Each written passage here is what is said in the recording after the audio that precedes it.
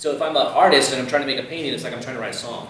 And I can use a guitar to write the song, I can use a piano, or I can use a lot of electronics, you know what I mean? But really, fundamentally, what is the message? What is this song? And in this particular case, what I think I've struggled with all the time as a painter is that the message that I'm always trying to create is this the show is called Servant to Infinite Distraction, and this is who I feel that I have become, and who I feel that we have become in our world as it sits right now. We are constantly, we are constantly inundated with visual stimulations and visual images and art and shows and music. I can download every song throughout human history for free. I can look at every art gallery in the world. I can look at every image of every art gallery in the world within one night from my living room, and we are just bombarded with all this stuff. So how am I, as a contemporary painter, to take this information and come out and give you something that not necessarily you haven't seen before, but make you feel something from the work that I'm giving you?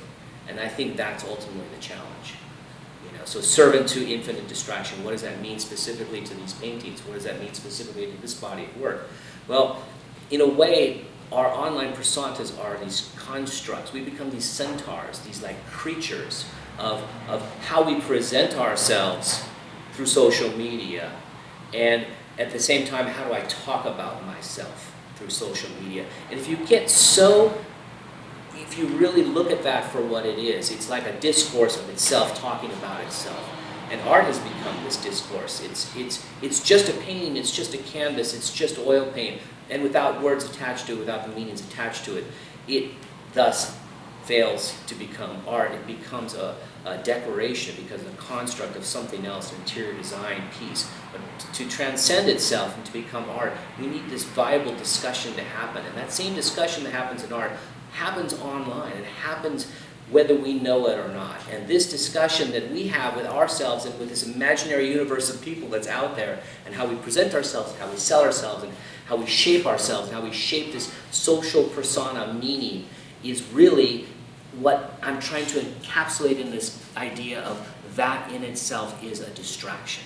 That distraction will drive you to the point of missing the point.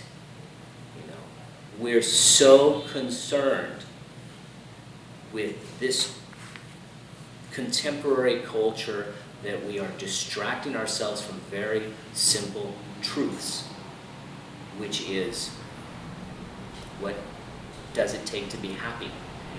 All of these things that we do, trying to have this exchange, we get lost in that motion. We get lost in the ocean of that, and we completely forget about the point.